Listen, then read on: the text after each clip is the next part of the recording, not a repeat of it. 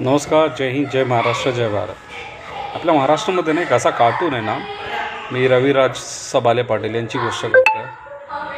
हा शिकलेला असून अनपढसारखी गोष्ट करतो. याला मी फॉलो त्यासाठी केलं की याच्याकडे नॉलेज होता शेतीचा. मला असं वाटलं की त्याला याच्याकडून काहीतरी गायडन्स भेटेल, ज्यामुळे मी आपल्या शेतीमध्ये पण त्याचे थॉट्स इम्प्लिमेंट करू शकतो. But somehow I was wrong. याला तो आता शेतीचा नॉलेज सोडून पॉलिटिकल मॅटरवर व्हिडिओ तयार करतो आणि त्याचा एजेंडा असा आहे की तो प्रत्येक करंट गव्हर्नमेंटला फुल्ली ब्लेम करतो.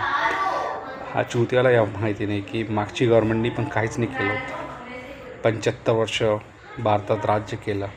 याचे आजी आजोबा आई वडील जे पण होते ना, अडाणी अंबानीसोबत बसून जेवण नाही करत होते त्या पिरियडमध्ये. जो एवढा भोगतो आहे ते शेतकरीच होते आणि त्यांनी हार्डवर्क केलं, ज्यामुळे तो आज कुठेतरी त्यांच्या दिलेल्या शेतीवर आपलं उत्पन्न काढतो आहे.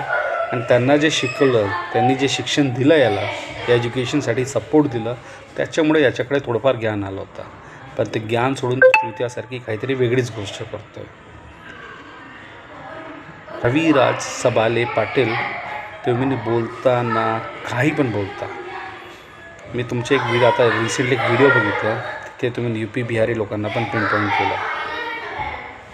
बेटा, ज्यावेळी हे लोक महाराष्ट्र सोडून निघून गेले ना, महाराष्ट्राचं डेव्हलपमेंट पूर्ण थांबेल.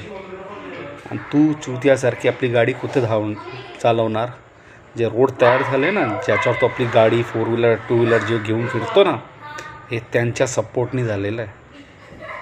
नितीन गडकरी साहेब फक्त ते प्लॅनर देऊ शकतात, इन्व्हेस्टमेंट करू शकतात. बांधकाम कोण करतो आहे? लेबर काम करत आहेत. टेक्नॉलॉजी साईडला ठेव. कन्स्ट्रक्शन वर्क चालू असतो ना, इकडं जाऊन बघ समृद्धी हायवे.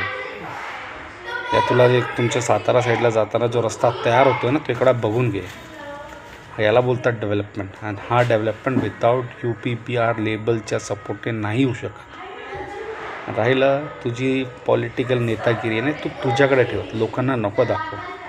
तुला फक्त फॉलोअप करायचा एकच कारण होता की तुझ्याकडे शेतीचा नॉलेज होता.